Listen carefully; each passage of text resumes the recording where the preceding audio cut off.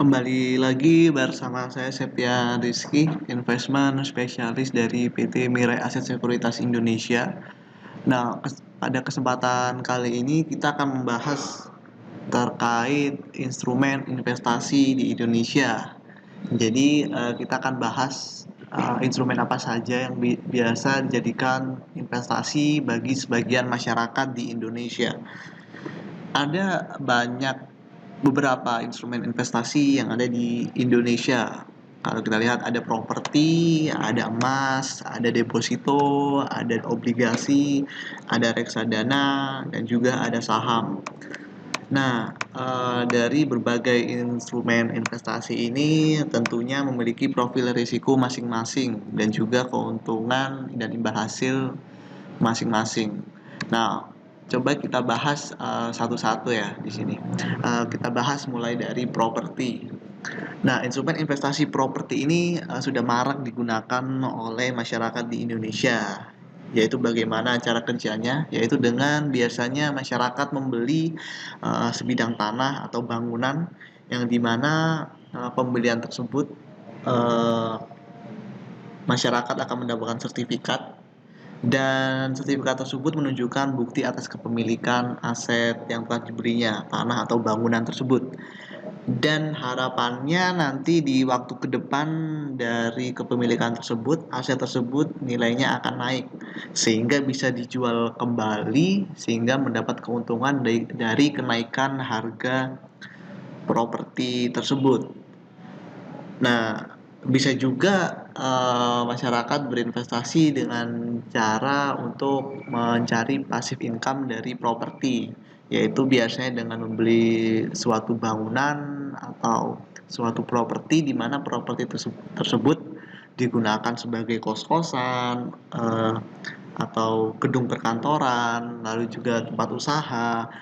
Nah, nantinya investor akan mendapatkan uang tiap bulan dari hasil sewa properti tersebut.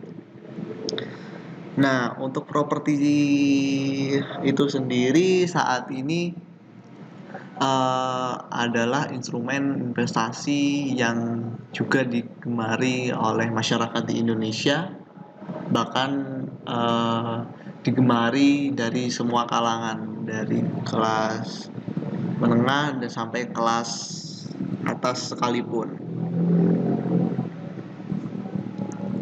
Nah, lalu yang kedua kita bahas di sini ada investasi emas, di mana investasi emas adalah dengan cara membeli emas, di mana dengan harapannya dari waktu ke waktu harga emas tersebut akan cenderung naik. Nah, dari situlah investor mendapat keuntungan dari kenaikan harga emas yang dimilikinya. Lalu yang ketiga ada deposito. Nah, deposito itu adalah produk dari perbankan, di mana seseorang memberikan dananya di deposito, di mana dana tersebut nanti akan ditahan di deposito sesuai dengan waktu yang telah disepakati, dan nantinya sesuai waktu yang disepakati nasabah atau investor akan mendapatkan bunga dari dana yang telah ditempatkannya di deposito. Lalu yang keempat ada obligasi. Nah, obligasi ini adalah pembelian surat utang, di mana masyarakat membeli suatu surat utang dan mendapat imbal hasil berupa kupon, di mana kupon tersebut bisa dibayarkan sesuai waktu yang telah ditentukan dalam 1 tahun, 2 tahun, atau bahkan 5 tahun. Jadi tiap 1 tahun nanti dari pembelian surat utang itu, investor akan mendapatkan kupon berupa persentase dari jumlah obligasi, dan itu keuntungan yang didapatkan investor bila berinvestasi di obligasi. Nah, lalu ada instrumen investasi selanjutnya yaitu reksadana, di mana reksadana ini sistemnya adalah investor membeli suatu produk reksadana dan investor hanya terima bersih berupa persentase dari dana yang telah ditempatkan di reksadana.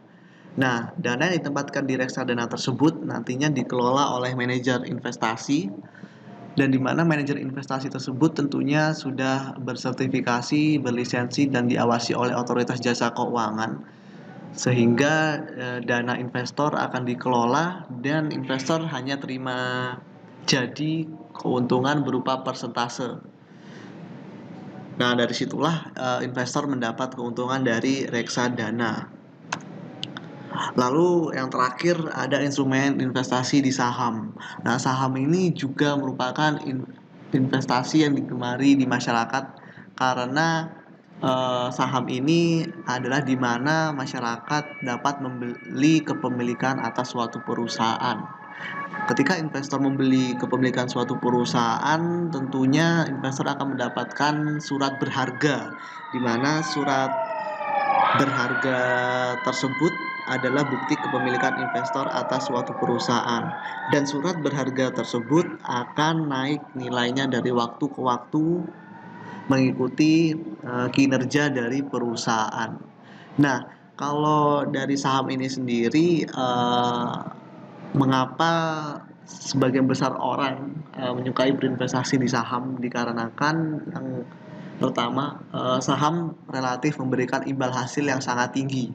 Itu satu. Lalu yang kedua, saham adalah instrumen investasi yang sangat liquid.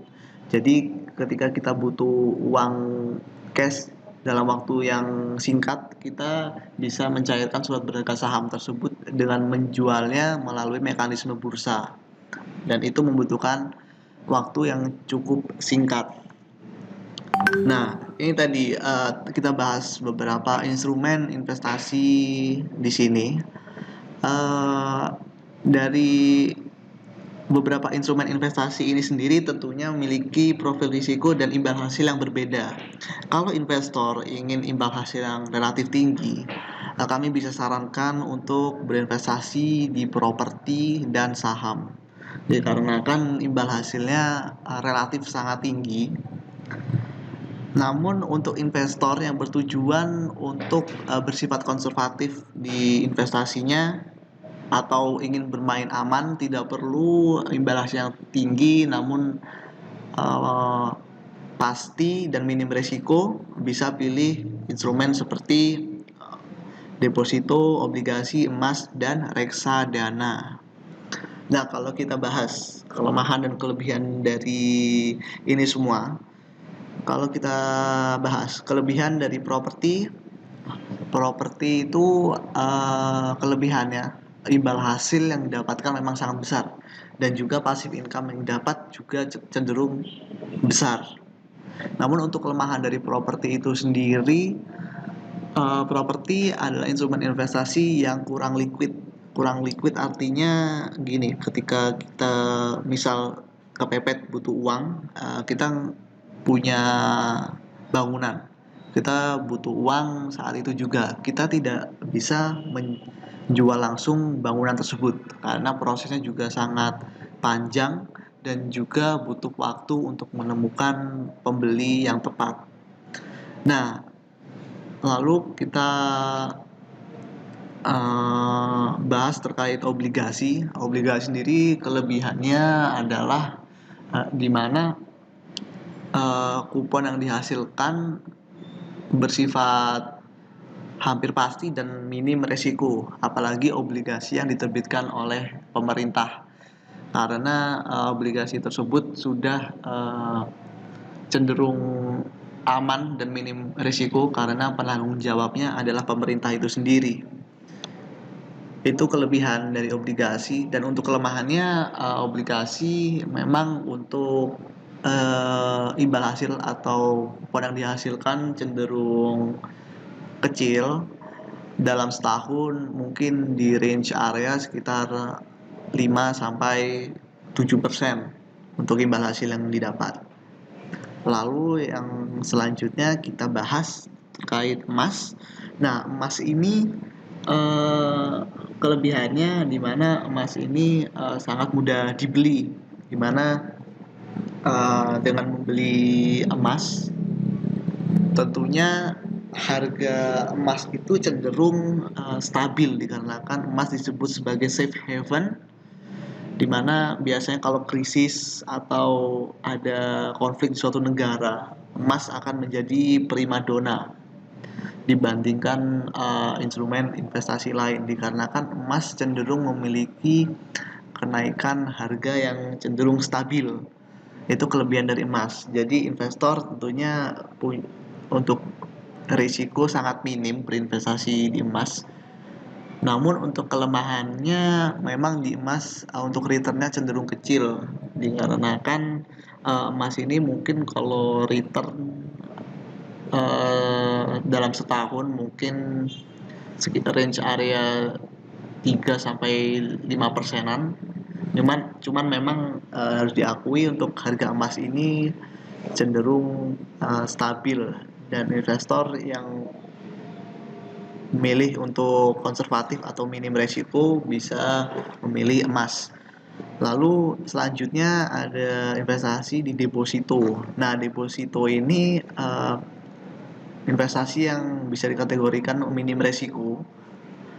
Kelebihannya, namun kelemahannya memang di deposito ini returnnya cenderung kecil, mungkin setahun di range area 4 sampai 5%-an, dan dana yang kita tempatkan harus dikunci terlebih dahulu sesuai waktu yang telah ditentukan. Jadi kita tidak bisa istilahnya menarik dana dalam suatu tempo waktu. Itu kelemahan dari deposito itu sendiri. Nah, untuk kelebihannya memang investasi di deposito memang minim resiko.